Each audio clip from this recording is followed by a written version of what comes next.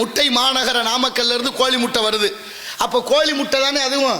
அந்த கோழி முட்டையை அடை வச்சா பொரிக்குமா? பொரிக்காது. பொரிக்காத முட்டைக்கு பேரு கூ முட்டை. அப்ப அந்த முட்டையை சாப்பிடுற எல்லாரும் நாங்க எல்லாம் கூ முட்டை. விளையாட்டு இல்ல, சிரிப்பதற்காக அல்ல. எதுக்கு சொல்றேன்னா, கல்யாணம் ஆகி புள்ள ஊட்டி பெற்றவங்க அந்த முட்டையெல்லாம் சாப்பிடலாம். நாளைய தலைமையை உருவாக்குற இந்த பிஞ்சு குழந்தைகளுக்கெல்லாம் கொடுக்கவே கூடாது. கொடுத்தா என்ன ஆகுது? மரபணு மாற்றப்பட்ட கோழி முட்டை. ஒரு விதை என்பது முளைச்சி 4 நெல்லு மணியை கொடுக்கணும். ஒரு நெல்லு போட்டா 10 நெல்லு கொடுக்குது இந்த மண்ணு கட்ட கேடு. ஒரு ஆணும் பெண்ணு சேர்ந்தா குழந்தை உற்பத்தி ஆகுது. பசுமாடு காளமாடு சேர்ந்தா கன்றுக்குட்டி பிறக்கிறது. அப்படித்தானே இருக்கணும். அப்படி இருக்கா? இன்னைக்கு கோழி முட்டை, கோழி மட்டும் முட்டை இடுது, சேவல் இல்லாம. எந்த அளவுக்கு உருவாக்கியிருக்கா? 25 வருஷத்துக்கு முன்னால விதை நெல் பற்ற கட்டி வச்சிருந்தோம். இன்னைக்கு இருக்கா நம்ம கிட்ட? 25-30 வருஷத்துக்கு முன்னால குடும்ப கட்டுப்பாடு மையம் இருந்துச்சு. ஏன் இன்னைக்கு இல்ல அப்படின்னா, குழந்தை பிறப்பு சதவீதம் குறைஞ்சிக்கிட்டே இருக்கு. காரணம் எது என்று யோசிக்கணும். இங்க அந்த சிந்தனை எல்லாம் இல்ல. எதையெல்லாம் விதைக்கணும், எதையெல்லாம் சொல்லி கொடுக்கணுமோ அதையெல்லாம் விட்டுட்டு பிஞ்சு மனசுகள்ல நஞ்சை விதைத்துக் கொண்டிருக்கிறது இந்த சமூகம் என்பதுதான் இந்த உலகத்தினுடைய பெரிய அவதியானது. ஆனாலும் பாருங்க, எப்படி இருந்த சமூகம்.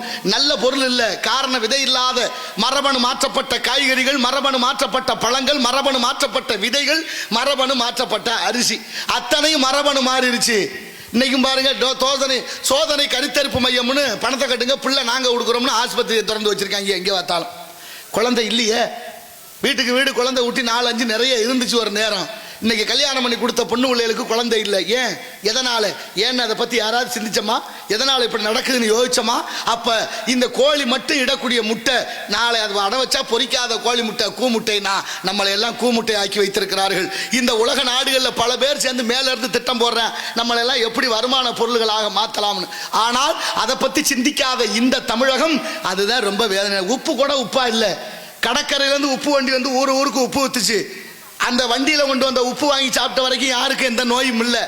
அந்த உப்பை பெரிய முதலாளி வாங்கிட்டு போன, அதை பெரிய வெள்ளையாக்கணுமே, அழுக்கா இருக்குன்னு சொல்லி ரசாயனத்தை பயன்படுத்தி வெள்ளையாக்கின உப்பை தூளாக்கின உப்பை பையில அடைச்சான். அதுக்கு ஆங்கிலத்தில் சால்ட்னு பேர் வச்சான்.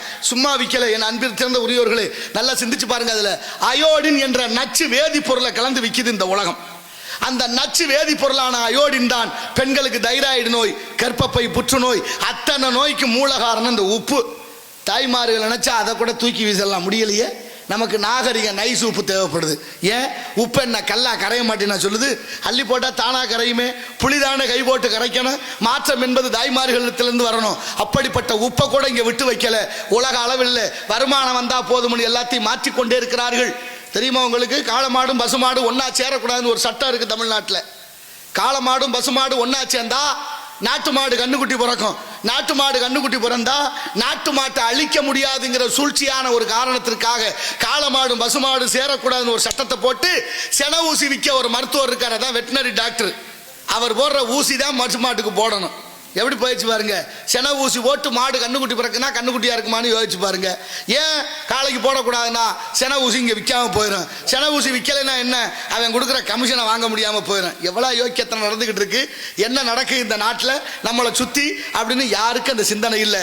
ஆனால் அன்றே சொன்னார், ஓட்டுக்கு காசு வாங்குறவன் பாவி, ஓட்டுக்கு காசு கொடுப்பவன் துரோகி அப்படின்னு சொன்னார் ஐயா முத்துராமலிங்க தேவர். அவரை வணங்குற நம்ம, அவருடைய வழியில போற நம்ம, அவருடைய கொள்கைகளை பின்பற்ற நம்ம, இந்த நாட்டு பற்று நமக்கு இருக்கணுமே. இருக்கா வேணுமா வேண்டாமா? நாட்டு பற்று, மொழி பற்று அத்தனை இழந்து கொண்டு தமிழன் என்ற சிந்தனையில் வெளியேறிட்டோம். அதனாலதான் வந்தேன் போனதெல்லாம் புரடியில் அடிக்கிறேன். ஒன்றரை வைங்க பார்ப்போம்.